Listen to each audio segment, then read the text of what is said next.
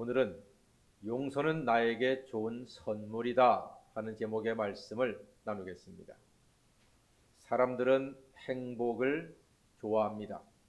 행복을 찾으려고 합니다. 늘 행복을 추구합니다. 행복이란 여러분들 나름대로의 생각이 있으시겠지만 저는 마음의 근심이 없는 상태라고 말씀을 드리고 싶습니다. 염려와 근심과 걱정이 있는 사람은 행복을 느낄 수 없습니다. 우리 마음의 염려와 근심과 걱정의 뿌리가 무엇일까요? 그것은 바로 죄입니다. 죄. 이 죄가 있어서 염려와 근심과 걱정이 생기고 행복을 맛보지 못하는 것입니다. 그래서 죄를 해결하기 위해서 모든 종교가 애를 씁니다. 가장 중요한 목적이지요. 예를 들어 불교의 스님들은 그 죄 문제 해결하기 위해서요, 앉아서 주무시는데 눕지 않고 앉아서 몇 달, 몇 년을 그렇게 주무십니다. 와, 보통 일이 아닙니다. 우리는 앉기만 하면 눕고 싶은데 앉아서 몇 년을 주무신다니까요. 어떤 분들은 동굴 속에 들어가서 참선을 하십니다. 나오지 않고. 또 어떤 분들은 팔에 불침을 놓고 숯불을 올려놓아서 그 고통을 참고 인내하면서 자기의 죄와 번뇌를 씻으려고 하십니다. 스님들의 이러한 고행과 노력은요, 경이롭습니다. 대단한 겁니다. 목사들은요, 근처에도 못 갑니다. 정말 대단합니다. 그러나 안타깝게도, 대단히 유감스럽게도 그러한 고행으로는 죄 문제를 해결할 수 없습니다. 사도 바울도 대단히 괴로웠거든요. 내가 마음으로는 하나님의 법을 따르고자 하는데 육신으로는 죄의 법을 따라가니까 너무나 괴로웠어요. 오호라, 나는 곤고한 사람이로다. 이 사망의 몸에서 누가 나를 건져내겠느냐? 날 좀 도와주세요 라고 울부짖은 사람이 사도 바울입니다. 그게 로마서 7장의 내용입니다. 죄는 그렇게 무섭습니다. 하나님, 예수님의 1등 제자 사도 바울조차도 그렇게 탄식하며 울부짖게 할 만큼 무서운 게 죄입니다. 여러분, 죄 문제를 해결하는 두 가지 방법이 있습니다. 하나는 하나님으로부터 멀리 떠나버리는 것입니다. 두 번째는 하나님께 가까이 나와서 회개하고 용서받는 것입니다. 첫 번째, 하나님을 떠나는 것, 이게 예상보다 쉽습니다. 그냥 떠나면 돼요. 하나님 외면하면 돼요. 그러나 영원한 파멸을 맞는 어리석은 길입니다. 마치 뿌리가 뽑힌 나무처럼 될 것입니다. 뿌리가 뽑히면 몇 시간은 버팁니다. 아니, 며칠은 버팁니다. 그러나 말라서 시들어지고 곧 생명을 잃게 되는 법이지요. 그것이 하나님을 떠난 인생의 모습입니다. 죄를 해결하지 못하고 떠난 사람이 있습니다. 가룟 유다입니다. 예수님의 제자였어요. 예수님의 제자가 예수님을 팔아버리고 회개할 기회가 있었음에도 불구하고 예수님을 떠나버렸습니다. 그 결과 그는 그 죄책감을 견디지 못하고 스스로 멸망의 길을 걸어가고야 말았습니다. 하나님을 떠나서는 죄의 문제를 해결할 수 있는 방법을 찾을 길이 없는 겁니다. 두 번째로, 죄 문제 해결하기 위해서는 용서를 받아 새로운 피조물이 되는 것입니다. 누구든지 그리스도 안에 있으면 새로운 피조물이라, 이전 것은 지나갔으니 보라, 새 것이 되었도다. 우리 믿는 사람들은 예수님 안에서 예수님과 함께 십자가에 못 박혀 죽은 사람들입니다. 2000년 전에 십자가에 못 박혀 죽으신 예수님 안에서 나도 믿음으로 함께 못 박혀 죽었습니다. 왜요? 죄의 삭은 사망이기 때문입니다. 죄를 씻기 위해서는 죽는 것 이외에는 방법이 없습니다. 죄를 열심히 지었어. 죄 짓는 일을 열심히 했어. 죄 짓는 알바를 한 거예요. 알바를 하면 삭스를 받지요. 1시간 일하면 10,000원을 받아요. 죄 짓는 일을 열심히 했어요. 죄의 삭스는 삭스를 받고 보니까 뭐라고 써 있어요? 사망. 세상 아르바이트는 1시간에 10,000원씩 받는데 죄 짓는 일은 사망, 죽는 거예요. 이 죄를 해결하기 위해서는 죽는 것밖에는 방법이 없어요. 소가 죽든 양이 죽든 염소가 죽든 비둘기가 죽든 죽어서 피를 흘림으로써 죄를 씻는 것이 하나님의 법입니다. 그게 구약 성경입니다. 그러나 언제까지? 얼마나 많은 짐승이 죽어야 합니까? 그래서 불완전한 제사입니다. 짐승의 피, 황소의 피, 아무리 비싼 황소, 아무리 잘생긴 황소가 죽었다 할지라도 그 피로는 단 한 번밖에는 사람의 죄를 씻을 수가 없는 것입니다. 그래서 불완전한 제사입니다. 그러니까 우리 인생들은 불완전한 제사 가운데 온전한 죄사함을 받지 못하고 늘 행복을 알지도 못하고 기쁨을 알지도 못하고 평안을 알지도 못하고 죄 가운데 괴로움을 당하는 인생이 되고 마는 것입니다. 이 문제를 해결하기 위해서 하나님께서는 독생자 예수를 이 땅에 보내서 십자가에 죽게 하심으로 누구든지 예수를 믿으면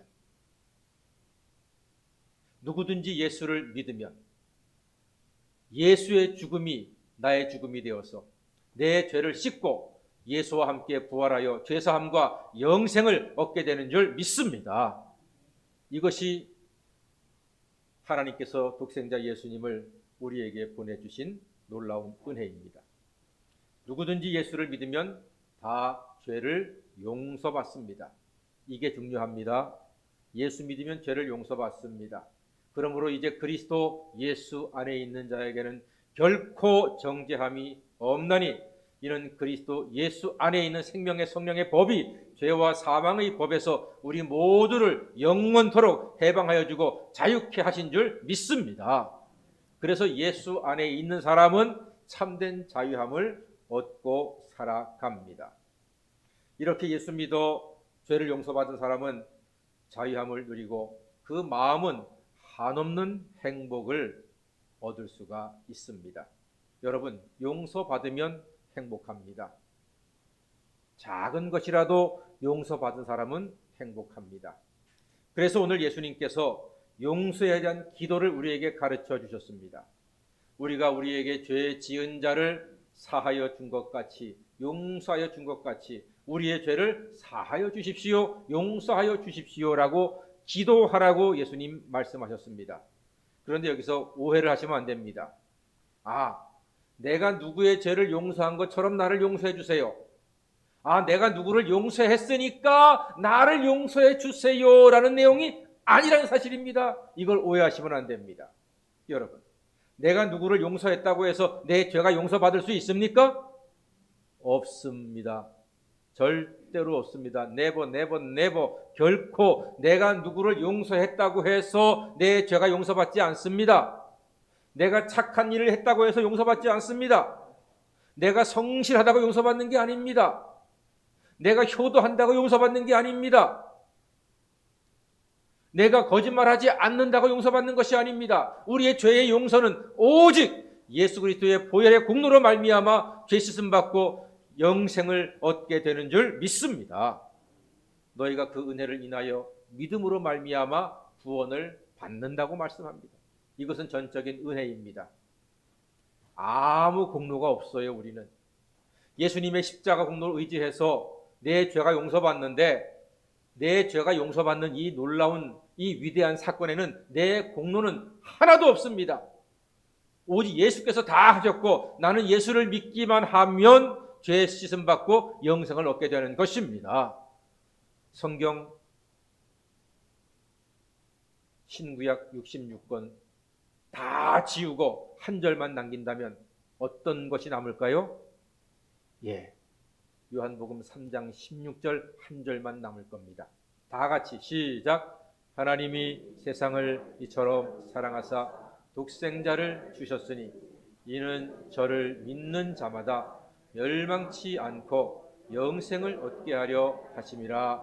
아멘. 뭐 하는 자마다? 믿는 자마다. 누구를? 예수를 믿는 자마다 뭐 하지 않는다? 멸망하지 않고 영생을 얻는 줄 믿습니다. 여러분, 이것만 붙잡으시면 됩니다. 우리가 성경 읽기 1000번째를 하는데 여러분이 성경 100번, 1000번을 읽어도 이 요한복음 3장 16절을 온전히 믿지 못한다면 성경 수천 번 읽는 게 아무 의미가 없습니다. 성경 읽는 것 중요합니다. 그리고 그 중에서도 요한복음 3장 16절을 가슴에 새기는 것이 가장 중요합니다. 요한복음 3장 16절은 영원한 우리의 하나님께 주신 선물입니다. 믿기만 하면 됩니다. 예수를 나의 구주로 믿기만 하면 거기는 내 공로가 없습니다. 내 수고가 없습니다. 내 땀이 없습니다. 내 노력이 없습니다. 그냥 예수님께서 그 십자가의 고초를 나 같은 죄인 살리시기 위해서 몸소 겪으시고 십자가에 죽으시고 부활하심으로 믿는 나를 죄사함과 영생의 복을 허락해 주셨음에 감사합니다. 믿기만 하면 멸망치 않고 영생을 얻는 줄 믿습니다. 이것이 오늘 우리가 가슴에 새겨야 할 말씀입니다. 그렇습니다. 그러니까 여러분 질문 드리겠습니다. 나의 모든 노력에도 용서받을 수 없는 내 죄를 예수님의 은혜로 용서받았으니 우리가 용서하지 못할 사람이 있나요, 없나요? 있나요, 없나요? 예, 없습니다.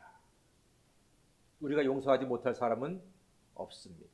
아마 여러분 마음속에는 한두 명쯤 미운 사람, 용서하지 못할 사람이 있을 수도 있습니다. 살다 보면은요, 꼭 한 명씩은 미운 사람들이 있더라고요. 싫은 사람들이 있더라고요. 그런데 여러분, 오늘 예수님께서는 분명히 말씀하셨습니다. 용서하라고 말씀하시는 거예요. 평안을 원하십니까? 용서하십시오. 행복한 인생을 원하십니까? 용서하십시오. 예수님께서 기가 막힌 이야기를 해주셨습니다. 한 종이 주인한테 찾아가서 주인님, 제가 빚이 너무 많습니다. 그러나 저에게는 능력이 없습니다. 저를 좀 용서해 주시고 제 빚을 좀 탕감해 주십시오 하고 통곡하면서 엎드려서 애걸복걸하면서 호소를 합니다. 이 주인이 너무 안 되어서 또 빚이 너무 커가지고 갚을 수 없는 걸 아시기에 빚을 탕감시켜 주셨습니다. 자그마치 1만 달란트를. 1만 달란트가 얼마인지 우리는 잘 모르잖아요. 1만이니까 그저 세종대왕 얼굴이 있는 10,000원짜리 한 장 정도인가? 1만 달란트는요, 우리 돈으로 계산하면 대충 60조 원에 해당하는 돈입니다. 60조 원. 이것도 잘 감이 안 오죠, 여러분? 그저 여러분은 한 600만 원쯤 해야지 감이 오잖아요. 60조가 감이 안 오시잖아요. 이렇게 생각하시면 돼요. 우리 3분에서 한 10억짜리 아파트 하면 괜찮은 아파트 아닙니까? 3분의 10억짜리 아파트 6,000채. 하나도 안 놀래. 하나도 안 놀래. 60조 10억짜리 아파트 6,000채에 해당하는 이 빚을 탕감받은 종이 얼마나 기분 좋겠습니까? 와, 감사합니다. 고맙습니다. 할렐루야 하면서 자기 집에 갔어. 너무 기분 좋아서 집에 딱 갔더니 자기한테 빚진 하인이 있는데, 아, 이놈이 빚을 안 갚네? 아, 이런 썩을 놈이 어디 있어. 돈을 빌려갔으면 갚아야지, 나쁜 놈이. 아, 화가 나가지고 이 종이요, 기분 좋았었는데 그놈 때문에 기분 잡져버렸네. 야, 이놈아, 멱살을 잡고 흔들고 감옥에 집어넣습니다. 너 이 돈 갖기 전에는 못 나와. 얼마를 빚졌길래? 100데나리온. 100데나리온은 얼마냐? 1,000만 원. 아, 세상에 여러분, 어떤 놈이 나쁜 놈입니까? 완전 내로남불 아니에요? 1만 데나리온 빚진 거는 로맨스야. 고작 100데나리온 빚진 것은 불륜이야. 이거야말로 내로남불이잖아요. 나쁜 놈 아닙니까? 이 이야기를 주인님이 들었어. 그래서 그 탕감받은 종을 불러요. 내 이놈! 내가 너에게 갚을 수 없는 1만 달란트를 다 탕감하여 주었더니 너는 고작 100데나리온을 갖다가 그걸 갖다가 탕감하지 못하고 감옥에 집어넣는 이 못된 놈! 감옥에 들어가라! 감옥에 쳐넣어. 너 갚을 때까지는 못 나온다. 자, 여러분 물어볼까요? 사람이 1만 달란트의 빚을 갚을 수 있어요, 없어요? 있어요, 없어요? 대답 좀 하십시다. 1만 달란트를 갚을 수 있어요, 없어요? 없어요. 사람이 어떻게 갚아요? 60조 원을 어떻게 갚아요? 예수님께서 이 말씀하신 이유는 갚을 수 없는 것을 네가 탕감 받았다는 걸 가르쳐 주시기 위함이에요. 그러면서 예수님께서 그 이야기의 끝에 하시는 말씀이 용서해라. 다 같이 마음으로 용서해라. 예수님이 그 1만 달란트 이야기 하신 다음에 마음으로 용서하라고 말씀하셨어요. 마음으로. 이 말은 진심으로 용서해라, 예수님처럼 용서하라는 뜻입니다. 제가 늘 여러분께 말씀드리는 쓰리 그가 거기에 해당합니다. 여러분, 용서는요 꼭 돈에만 해당한 게 아닙니다. 용서는요 내 삶 속에서 작은 것부터, 아주 작은 것부터 용서하는 게 그게 용서입니다. 큰 것만 내가 용서하리라, 그건 아니에요. 작은 것부터 용서하는 거예요. 다 같이 그러려니, 그런가 보다, 그럴 만한 이유가 있겠지. 예, 이 쓰리 그 고스톱에는 쓰리 고, 우리 인생에는 쓰리 금입니다. 그러려니 하세요. 그런가 보다 하세요. 그럴 만한 이유가 있겠지 하세요. 이게 용서입니다. 용서는 작은 것에서 실천하는 겁니다. 누가 내 차를 살짝 긁어놨어. 어제 깨끗하게 세차를 했는데 슬쩍 긁어놨어. 아니면 누가 침을 뱉어놨어. 어떤 새끼야! 그러거든요. 자기도 모르게 그런 욕이 튀어나와요. 감정 실리네, 주일에. 그럴 거 없어요. 웬만한 기스는요, 그거 잘 닦으면 다 지워져요. 침 뱉은 거 있으면 그냥 휴지로 닦아내시면 그뿐이에요. 그냥 그런가 보다 하고 넘어가세요. 여러분, 어느 가게에 들어갔는데 주인이 너무 불친절해, 점원이 너무 불친절해. 그렇다고 팍 돌아나오면서 저주하고 욕하지 마세요. 그냥 좀 속상한 일이 있었나 보다 하고 그냥 물건 사서 나오세요. 그게 그리스도인의 삶의 모습입니다. 엘리베이터 속에서 크게 통화하는 아줌마들 종종 있어요. 아우, 정말 짜증나요. 그거 잠깐만 참지, 작게나 얘기해. 전화로 얘기하면 다 들리는데 멀리 있다고 해서 크게 떠드는 아줌마들이 있는데 정말 짜증나거든요. 그래도 조금만 참으세요. 아유, 끊지 못하고 얘기할 중요한 이유가 있나 보다.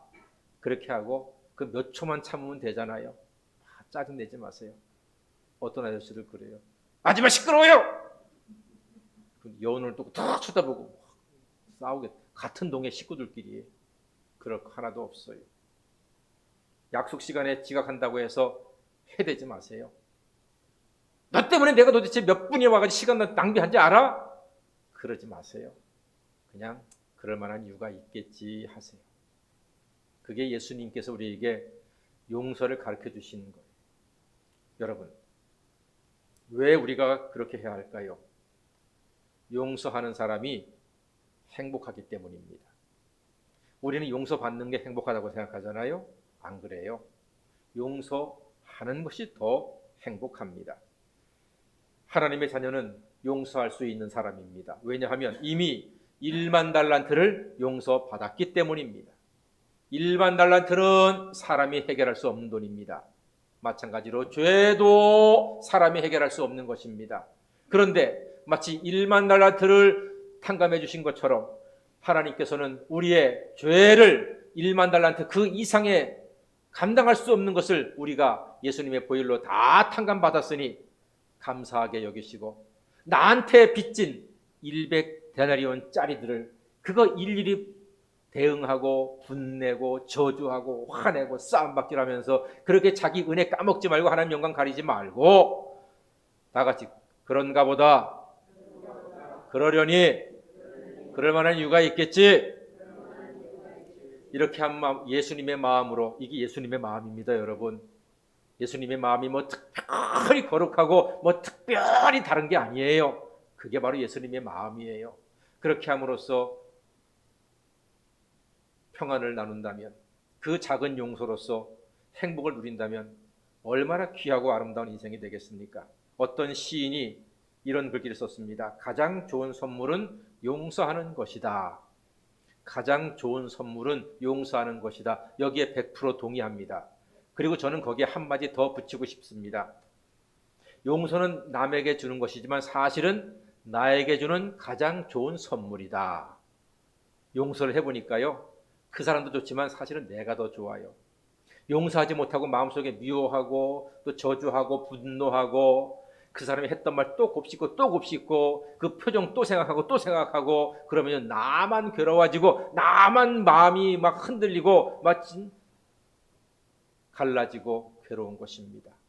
그러므로 사랑하는 여러분, 시인은 가장 좋은 선물이 용서하는 거라고 했는데 사실은 그 용서는 남에게 주는 선물이 아니라 나에게 주는 최고의 선물인 것을 기억하시기를 바랍니다.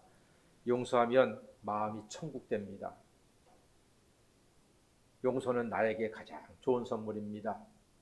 1만 달란트의 죄를 용서받았으니 우리도 남을 용서해서 남이 기껏 나한테 지은 잘못은요 100데나리온에 불과한 거거든요.